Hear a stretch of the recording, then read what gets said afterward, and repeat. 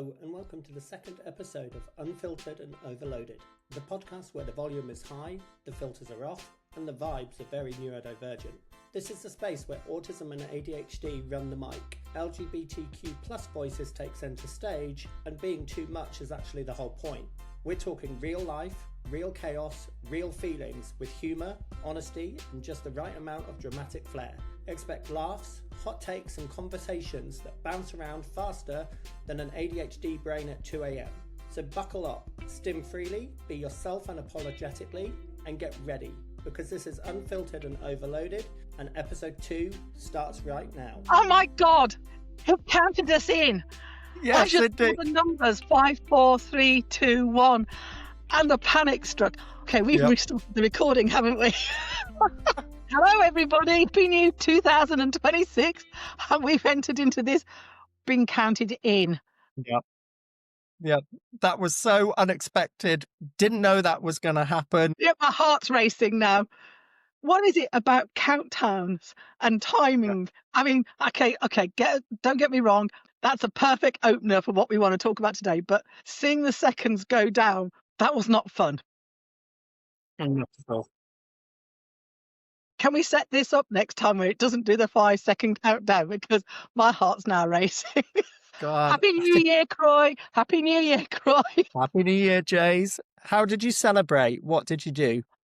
I actually celebrated with my mum and my eldest, and it was a really gentle day. I ended up cooking a really nice Greek-style meal. I had so much fun cooking for them all and for all of us. And then we sat around the telly trying to find the programme that does all the different fireworks around the world, except it wasn't there anymore. Right, yeah. All there was very depressing programmes. Yes. Or unbelievably kind of really weird, jolly, fake kind of stuff. And it was like, so in the end we gave up, and I got a friend who lives alone. So we had a 2-hour WhatsApp call with them.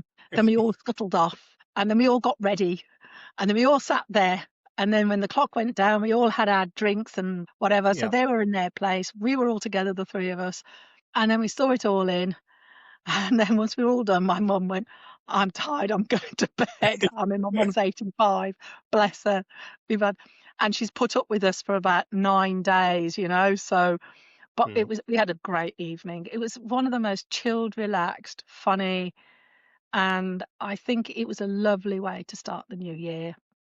And of course, as I was saying earlier before the recording, I had listened to Hannah Gadsby's Nanette, which really was powerful, but that's a topic for another time. But for me, I felt really reflective. I was really sitting in my diary to write the words I wanted to write. So when I listened to that, it was like, that's it. That was such a way of just reflecting about coming into 2026. And then what was so amazing was seeing this big, bright moon shining through the bedroom window. And I just stood in the moonlight and thinking, this is almost a big full moon, like a really sense of a new beginning. And it was like,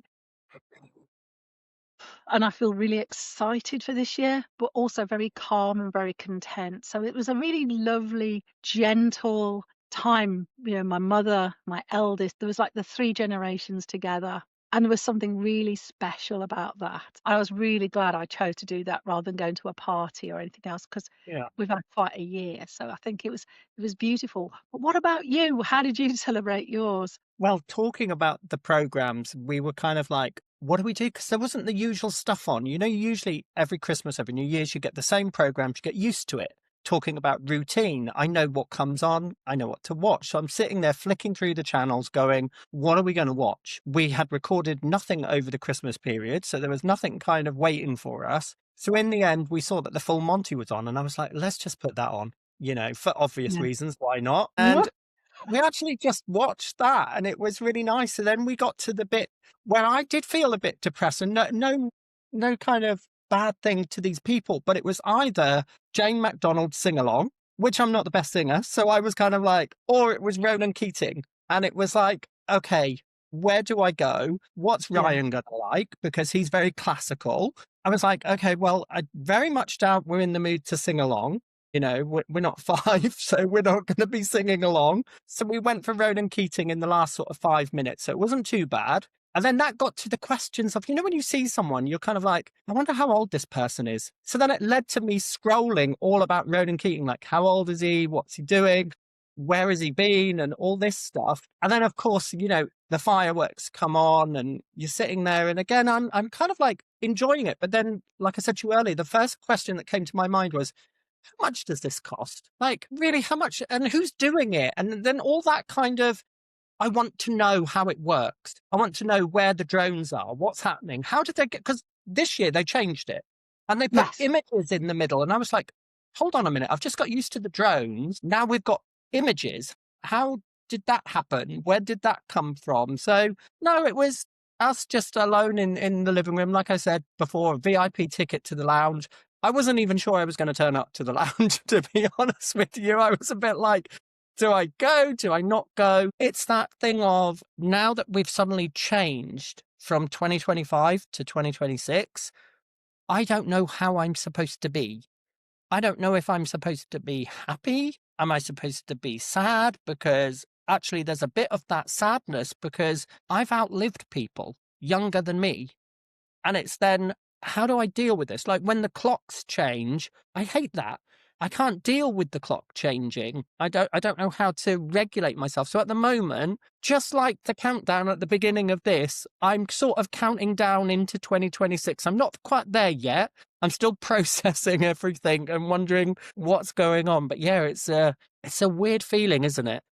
It is a very weird feeling. I think that's something about expectation of your reaction at these Mm, kind of times. I had a conversation recently about people's expectations of how you should feel at certain times in your life. The birth of someone, a wedding or a death, mm, and then there's these significant times, or something's happened and you're supposed to be angry. Well, why aren't you angry? And the time, oh, yeah, you're supposed to be really happy at this time. Aren't you happy? It's like, why aren't you happy? It's like, mm, and what is it about these? I know I don't know, we have these kind of weird times and in our lives. And I think this is what got me sort of thinking about topics. And time, it's been a topic that's come up quite frequently, sort of like yeah, within within my work, about time awareness and time blindness and warped time. And so when when we were discussing about possible topics for today, they were very clear. They said, oh, time, time is and we do have times in our life where we're supposed to feel something. And it's like, are we?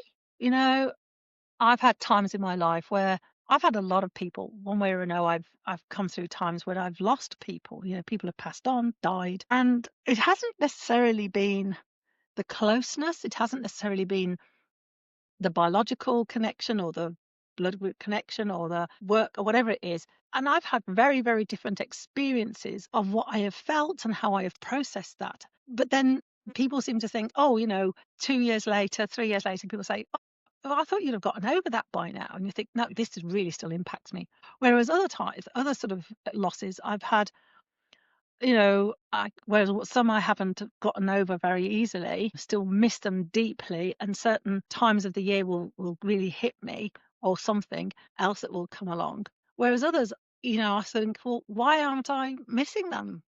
It's like, was it but there's something different, and I found that all the different losses I've experienced very differently, and the timing of the grief or the loss has or the experience of it has varied vastly. And then there's other things like, something really fantastic happening. And I sat there and I thought, why is it I don't always remember the fantastic things? Why don't I always remember the happy things as well as the sad things? And I thought, have we made it in society to a point where we focus so much on the sad things, the good things that happen to us don't get embedded, so we tend to lose the sense of time and celebration of that. And it made me think about how time plays with us and how expectation plays with us. And we were talking earlier about Christmas and the expectation mm, to look joyful when we have a present. yeah. And as you described, I'm trying really hard to look really excited, and it's not happening. It's like, I think time is a weird thing. And I think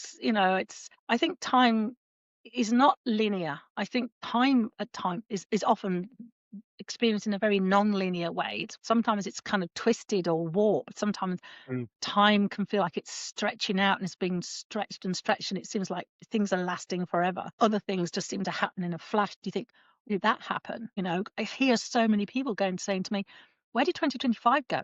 Yeah. Well, it actually existed. It didn't disappear. It happened. Mm. But, you know, people say time goes faster as you get older. And I think time is a very, very weird thing to experience. And I don't know about being neurodiverse. I think maybe we have a very, very weird sense of time, to be honest. Yeah. It's that thing of, when you talk to people and you know when you're growing up, your parents always say, and people say, be careful, you're going to end up as your parent. And you're like, no, that'll never happen to me. I'm so young. And I mean, I'm 45 and I work with a range of different people and, from young to quite old. And when you've got a youngster and you're trying to communicate to them about something, and I was just talking about like going down to the phone box to make a call, and they look at you in the eyes like they have no idea what this thing is. Like you've just said something in foreign language to them. And that's when I'm almost like, right, can you get out now, please?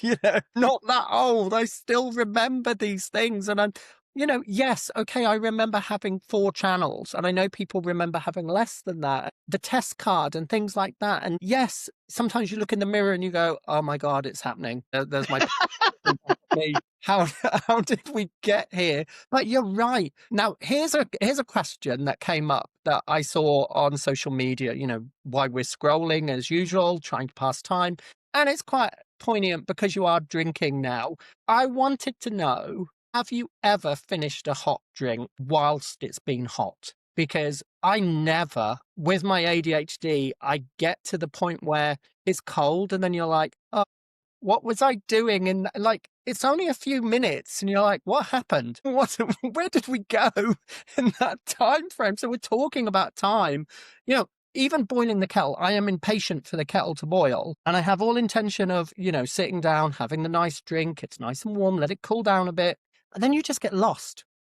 Somehow Yeah. your phone ends up in your hand and you're like, how did that end up there? Why am I scrolling? And then someone will point out to you, oh, by the way, your drink's still there.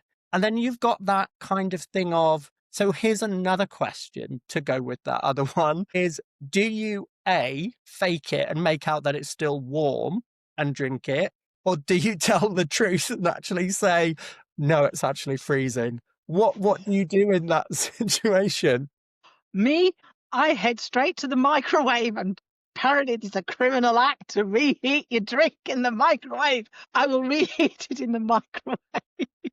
However, I have been known to find myself coming away from it and then half an hour later going, where's that cup of tea? And realise it's now gone cold in the microwave. Yeah.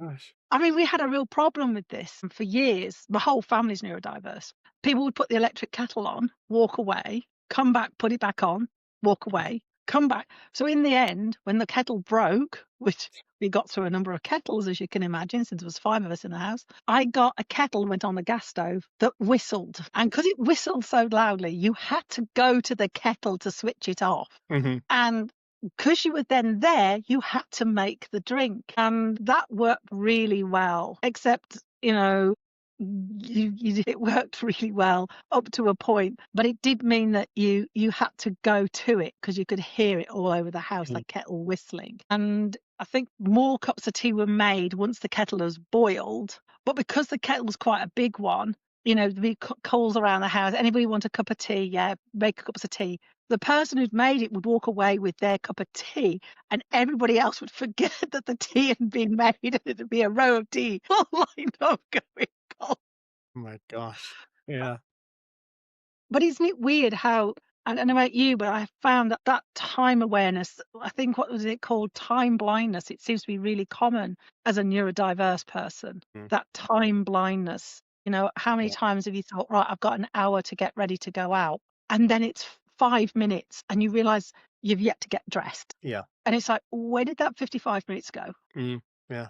It's difficult, isn't it? Because there's, sometimes we see, neurotypical say it's an easy task, isn't it? Just get ready and go out. Sounds pretty simple, but actually there's lots of stuff to do in that. we've got to have enough energy to get off the couch first and foremost. That takes a lot of energy. I mean, again, now we're still in the Christmas kind of, as people call it, the Christmas limbo week. I have no idea what day it is. I have no idea what is happening because my routine has completely gone. So once that routine is left, it's like, what do? I don't know what I'm supposed to be doing, where I'm supposed to be. I mean, even with minimal routine, I still can function like during a week when I've got that minimal routine in place. I Yeah. kind of know where I'm supposed to be. Yes, I'm still going to be late, which my clients get used to it. That's how I am. But yeah, when you're talking about getting ready, when you break it down, it's like, well, if I'm already in clothes, do I need to get changed? And then I've got to open the wardrobe, and there's a huge, great big choice. Like, I don't know why we don't just all have the same clothes, like every single outfit the same. It would make it so much easier. There's no choice then. I know what to wear, but it's like, do you wear something long sleeved? Is it short sleeved weather? You know, what do you do? And then it's washing and showering, and have you got to have a shave and all this stuff? And it's just choice. It's like being on a game show. That's what I feel like, you know. Yeah, Yeah. it just sometimes feels like you've got, again, no judgment on anyone who does this for a living, but it feels like you've got one of those annoying game show hosts in your room with you. Like you're just opening your eyes to what might be a good morning or just an okay morning. And all of a sudden you've got this person with a microphone in your face, like going, well, do you A, want to get up, or B, stay in longer? And you're like, just give me a few minutes. I don't know what to do with this information. And then you're moving through, like, do you shower? Breakfast? Am I having hot, cold, fruit, toast? And then what kind of toast? So actually, when I go, I don't get the concept of breakfast, my partner looks at me a bit weird and is like, what do you mean you don't get the concept of it? Well, Yeah. because it's too much choice. Like, I can't compute that early in the morning. You know, it's like going back to this new year, I'm still computing it. My little kind of egg timer is still going around waiting for something to happen because everybody else, the neurotypicals, seem to know how to react now. They seem to know what to do. They're getting on with it. They're making all these resolutions. And it's like, and then Oh, they turn to you and it's like, well, what resolution do you want to make? Well, actually, just let me function for a minute. If I have yeah. an okay day, that's a win for me. I've had Yeah. 2025 was okay. And that's enough for me. That's enough. I Yeah. function. I've made it to the end of the year from some luck. I'm still here. We're still here. We managed a podcast. We did it. You know, it took us about 3-4 hours to do it, but we did it. We've worked it out. We're still going, but Yeah. time, yeah, is a funny thing. It's when you don't have it and you don't see a clock, that really messes with your system. Yeah. Absolutely. I think that whole thing about time and transition and routine, one of the reasons why I do continue to work during the winter break for my students is for many of them, they need that routine. They need an anchor point. They need Yeah, it. But by God, so do I. Because they were the mornings I actually got up yeah, before 10 o'clock. yeah. Otherwise, I was not getting up. I actually tried this. I actually switched off all the alarms Mhm. and I was sleeping until 12. Didn't Mm. matter how late or early I went to bed. I was just sleeping without the alarm waking me up. And then it would take me another hour to sort of process that it was now daytime. And I suddenly thought, okay, now I've got to get out of bed. And that Mm. transition of getting out of bed and functional and getting dressed. And the question I've had almost every morning was, what do you want to eat? What do you want for breakfast? And I was going, like you said, I'm not in that headspace to make a decision about food because I Yeah. don't even know quite how my body's feeling. I don't know what I'm doing. And then my immediate thinking is, well, what time are we having dinner? It's like when I work with deadlines, it's like, well, we were thinking about probably dinner around about 6 o'clock. So my brain goes, if I have dinner at 6 and I've only just got up at 12, Mm. if I work backwards, if I eat somewhere around about 1 or 2, then I'll probably be ready for 6. But if I eat now, I'll be hungry before 6. And if I eat then before 6, then I won't want to eat at 6. So Yeah. I had to do this complicated kind of body awareness. And then it just becomes too much. And I think, sod it, I don't want to eat. is too much just to choose the time. And 9 times out of 10, my body doesn't want breakfast in the first couple of hours of waking up anyway, because my body's just adjusting to the fact that it's gone from horizontal to vertical, from one set of nightwear to the day wear. And all the things I have to do in between. Of course, with all the various complications and comorbid stuff that goes with neurodiverse and hypermobility and all the different things, I've got to make sure, and being a happy older woman who now has HRT, I've got all of that to do, and I've got this to do, and I've got to get through all the medication stuff. And it's just like, I've got to get through all of that first. That's an hour's worth. Let alone the fact that I've got to somehow get the ADHD biochemicals in place. Do I take my ADHD meds because I could be having alcohol later? No, I can't have my ADHD meds because I'm going to have my alcohol later. Yeah. So I have got to find, so somehow it's like, yes, okay, so I've now got to get those chemicals going in another way. And then before you know it, the hour is gone and you're still lying in bed trying to make all those decisions. Yeah. It's like, where did that hour go? I thought I just done this in 5 minutes. And then you hear a voice downstairs, and the panic is, it's the external driver of everybody else is up. Oh my God, they're expecting me to be up. And it's that gets you going. And it's like, often I think with time and deadlines, and it's the external drivers that get you going. Yeah. And I just wish I could actually have the internal drivers that could get me going. Yes. Yeah. And how do I adjust that? But it's that time blindness that, I'm sure you've experienced this with ADHD, but I think autism has quite an element of this, is that often things don't get done till the last minute because there's no external driver getting you to that point. Yeah. And you haven't got the energy or the spoons, as we would call it, to stimulate you getting going and doing things, unless you've gone down a rabbit hole or it's a special interest.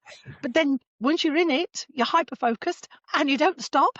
And then it's about 6-7 hours, we realise that you haven't moved from your seat, you haven't eaten. And the moment something drags your attention to somewhere else from your hyper-focus, that's when the hunger hits in, the fact you need to go to the toilet hits in, the fact you realise you're freezing cold because you haven't put the heating on, and everything's demanding all at the same time. And then if anyone tries to talk to you while you're heading for the loo or the cup of tea or the food or get a jumper, God help them, you'll mow them down in the process because you've got to meet those needs first. It's like, oh my God.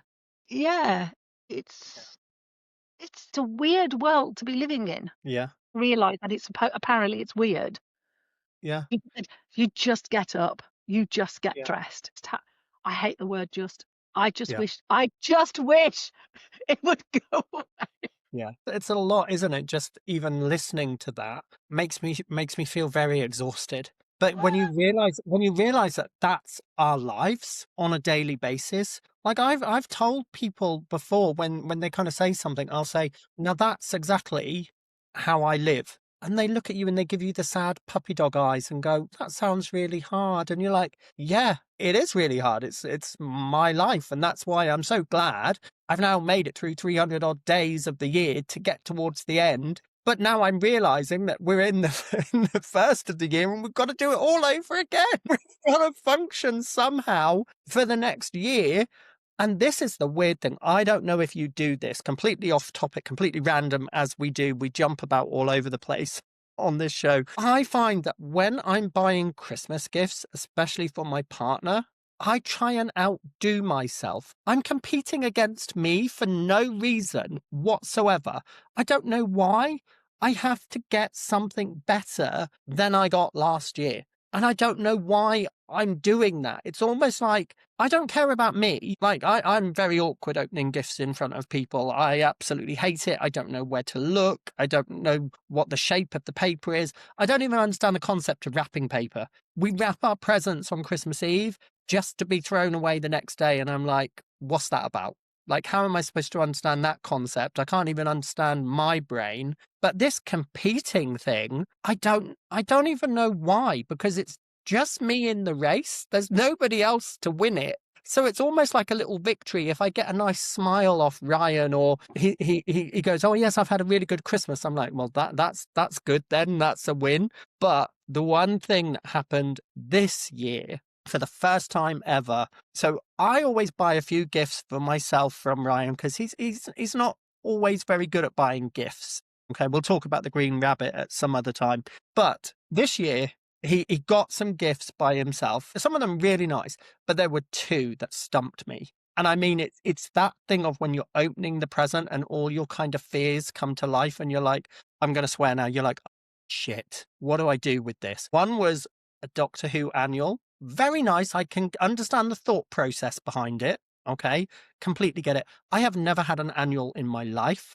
Never. So I didn't know what to do with this. So I just sat there, looked at this thing and went, okay, am I 5? What do I do with this? And I looked at it. And also, I'm going to upset a few people here, but it was one of the seasons where I didn't like that Doctor actor. So I was kind of like, okay, there's double reasons behind this. The other was hand warmers. Okay. Again, completely get where he was going with it, but hadn't thought the whole process through. So I like to wear fingerless gloves, and you have to slide these inside the gloves. I have a walking pole in one hand, and at this time of year, I have a torch in the other. How can I then hold on to 2 hand warmers inside the gloves without them falling out? And I kept going backwards and forwards to the bathroom, which was my safe space. And I just kept going, what do I do with this? And I just kept going, oh, fuck, what do I do with this? How do I tell him?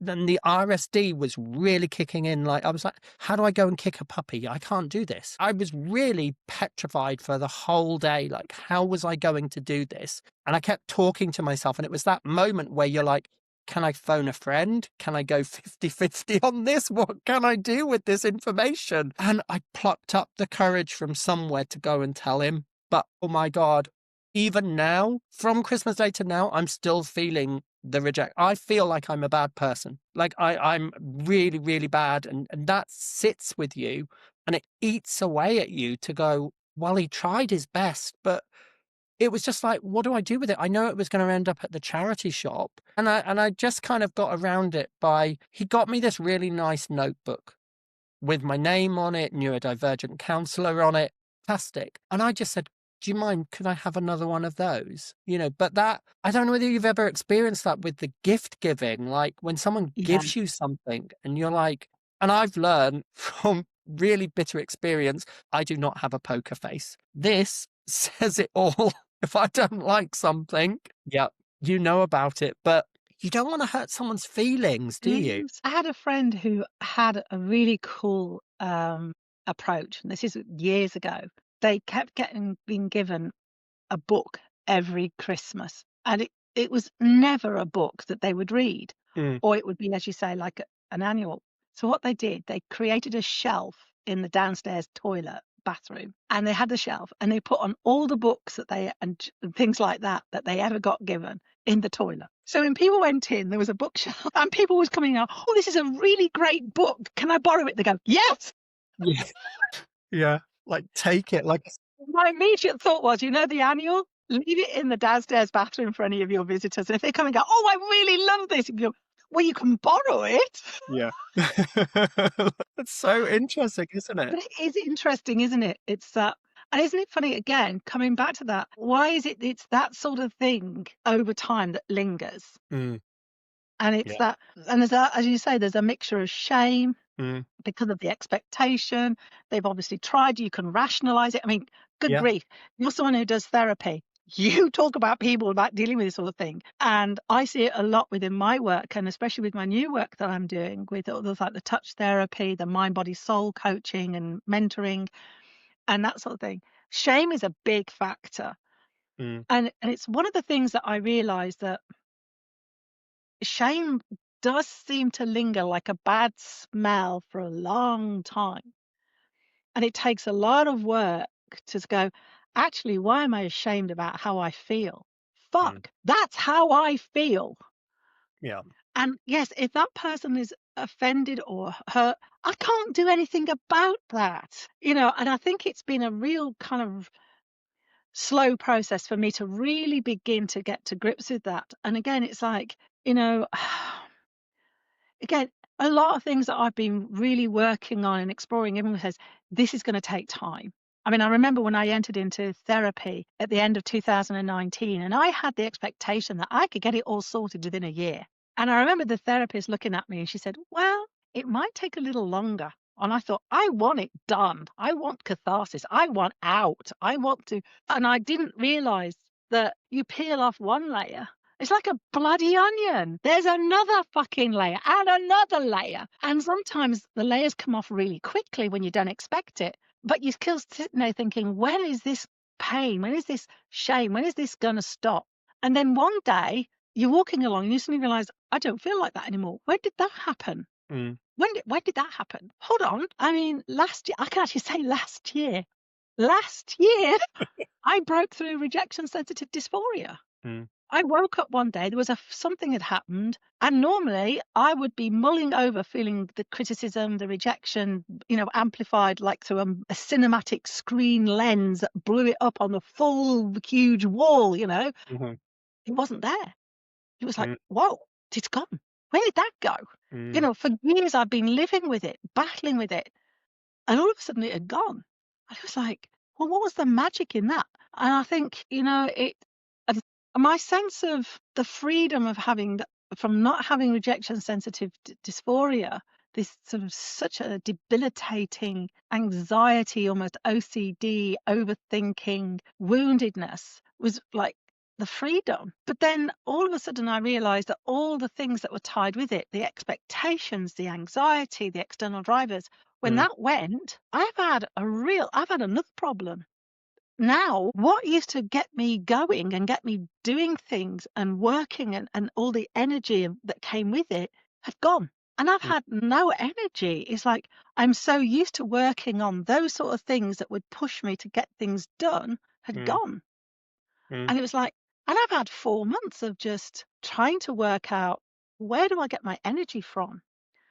And this whole concept of time, I have had to go, okay, things can take time. There's a journey or a process, for want of better words, because these are used so often. And I was sitting there thinking, okay, maybe I just have to give myself permission to slowly find a new source of energy. And I think this is where the training with the London School of Tantra, talking about tapping into our life force energy, that energy of creativity. But again, it's practice. You have to spend time with it. And one of the key things I think then, as soon as, I talk to a lot of people who are neurodivergent and people who are also disabled, I don't think people always realize the amount of time and energy we actually do and use to live on a day-to-day basis. To put something extra on top can suddenly feel like a demand. And then you begin to realize, oh my goodness, I'm more avoidant, or I'm I'm oppositionally defiant, as in it's a demand opposition, not a demand avoidance, but you become oppositional to that demand. And some of these things are actually self-caring and self-affirming and self-empowering. You know that that's what you need to do. But the fact that it becomes a demand, it's like we have too much. We have so much that we're trying to deal with on a day-to-day basis, trying to move things forward when we having to come from in ourselves, our own energy. And I think coming into this whole new year, you were talking about resolutions, coming back to that whole thing. What is it about resolutions? I read something recently and it said, why do we make resolutions at the darkest time of the year, as in for us in the Northern Hemisphere, the darkest time, the longest nights? Why don't we just sit with the hibernatory side of us? Why don't we just have the intention of just caring for ourselves? And let's wait for spring to come when the days are clear. Then go, okay, I've had my time of rest. I've had this time of just caring for myself. Now I'm starting to get that spring-like energy. Now I can make a resolution when the days are getting longer, the days are warmer, and I've got something happening that resonates with that. Then make the intentions. I mean, gym memberships go a sky high apparently in February, when everybody in January has been trying to do their resolutions and everybody else is going, and then they realize I can't do it, all those things. So they get to February and think, I need to do something, slimming clubs. And apparently they go up in February when people realize by the end of January they're not really doing well with their resolutions. So why bother with them? I mean, I think that's my intention for 2026. Be myself. Follow my heart. That's it. And I think that's what we can hope for, isn't it? Because we don't know. COVID taught us don't actually plan too far ahead because you don't know what's happening, and I think you're right about, as soon as the first hit, I have been inundated with emails from gyms, just inundated with, this is your membership, you can do this, you can do that. And I'm like, leave me alone. Give me a few minutes to deal with it. If I want to do that, I will come to you. But it's not even a great gym neither. So I'm not going to name it on it, but it's not even a great gym. And it still keeps coming back to me. And I'm like, you're not neurodivergent friendly, so leave me alone. I don't want to come there, and you feel like they just keep bombarding you. And then you get sales and things like that. And the algorithms on Facebook have got all the gifts that you brought. For some reason, it knows exactly what you've brought, exactly what you've been looking at. And you're like, just like going back to what you said, that almost that hibernating time. That's what we need now. This is my time to rest, relax, and go, okay, I just need to refuel, restock, and then I've got to do it all over again. I've got to get through all the whole year again. Whatever comes at me, I've got to be social with people, I've got to most probably meet new people, and we've got to put our best foot forward. But it's like when you were talking about spring, my face really lit up because I love spring. I can't wait for that season where you see like the bulbs coming through, the lambs in the field, and all that stuff just makes you feel so regenerated, to be able to go forward and go, yes, I can do this. I've got this. But we just need that, almost that run up. We need that little bit of time. Like, wouldn't it be great if there was just like an island or a hotel for neurodivergent people where we could all go for a month and just hibernate and just be like, no, just, we don't need any interaction. Like I've always said, for me, I would love to just go and live on an island somewhere and just have the supplies brought in by boat now and again. My partner absolutely hates that idea, by the way, but I'm like, I would be in my element, just sitting there relaxing. I see these remote jobs come up, like on Facebook the other day, there was a job for someone for a remote island in Scotland. And I was like, that sounds quite good. And before you know it, you're kind of half filling in the application form. And then you're like, no, actually, I've got another job that I need to do. I've got a husband. I can't just leave him. I've got, you just forget it all, don't you? Because there's the pressure, the build up. I'm actually thinking next year. I think I've just overlapped you. I think there was talking about time. I think I had a time lag there. But I am really tempted that next year, Christmas, New Year, I just want to go away somewhere really quiet, just somewhere. I've got this thing about going to India, and I think I'd like just to go to India, just find somewhere really quiet and just have 2 weeks where I can just chill, have a routine. I want to find a place where they just pretend the whole world is just not there and they have their own routine. They're not celebrating anything. They're just doing their rituals, their meditations, maybe a bit of yoga, just doing something like that for 2 weeks and just disconnecting from the chaos and just having 2 weeks of just being. So I can be somewhere warm, somewhere where it's just easy, not easy, because I know it'd probably be quite challenging in a different place and a different routine, but something that just goes time out. And they've got their own community sort of, I know there's all sorts of centers and places and spiritual places you can go to and just follow that routine.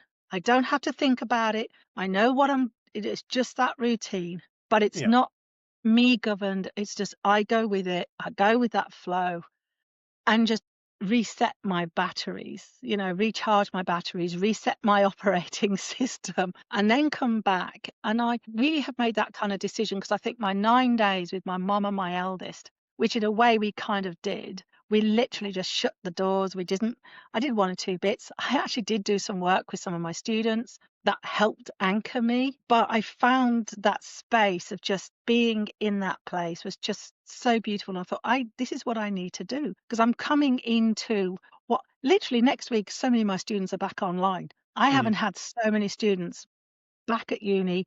I've got students who had deadlines on Christmas Day, after Christmas Day, New Year, they're like deadlines all across these last 2 weeks, which I think is a heinous crime. And I think it's very disrespectful for this crazy time of year. I just think everybody should finish what they need to do by the middle of December, give the students a break so they're actually recharged for coming back for the last run, especially final year students. I see so much burnout because of this and mental distress and all sorts. And, I actually feel like I can come into this new year and come into the 2026 with a busy schedule, I've got so much going on. I feel like I have got the energy, and I think this is the first time I've actually felt like I can come into a new year with all the demands right at the beginning, actually with enough energy to do it. And, really wanting to get this new business up and running. I've got a new course and training that I start in February. I've got to finish all my accreditation from the previous course, which I'll get done now, because I actually feel like finding that energy. I've had that time to do nothing, and I hadn't realized the power of doing nothing for a long period of time can actually create the energy to do something. And I think for a lot of neurodivergent people, there is not enough time for them to recharge. And this is why you end up with the mental health illnesses and conditions, burnout, the periodic crashes that happen with increasing frequency as they get older. And things that aren't addressed, there's no space to recover, no space to deal with trauma. And I think this also occurs for a lot of people who are disabled. And I think at the end of the day, I think this must be happening to so many people who are not disabled or not neurodiverse. I think we're starting to really see a society of just burnout, and it just concern me. I mean, it really does concern me. There's no breathing space, constant productivity, constant performing, constant targets. There's no space to be. No. And No. I think we need time to stop. Yeah, we do. I mean, now you've mentioned that, I'm aware that we've been going for a while. As usual, we do. We always do. We always do. So, it's always great kind of having these chats, and pulling back the curtain and letting people in to see kind of who we are and how we function, and what a great topic time, here we are now starting a new year, and if we can carry on working out how to do this, I'm sure there'll be many more episodes. Hopefully we won't freak out by the countdown. We were a bit panicked at the beginning, but we will get there. This is a new system. We'll get there. Yeah, and I think that's it. And I think maybe what we could do is we can come back and look at time, because there's a fantastic book by Alison Kafer called Feminist Queer Crip, and it talks about time and crip. And so I think that could be something we could explore maybe in another episode, another podcast. Yeah. That would be good. Well, Croy, you're quite right. We're making it a little bit shorter than the last one, not much. So here we go, 2026, and everybody, we wish you abundance and prosperity and health, and most of all, some time for you. Yes, definitely. All right. Well, we will hopefully see them next time. So take care. Yep. Take care. See you soon. Bye.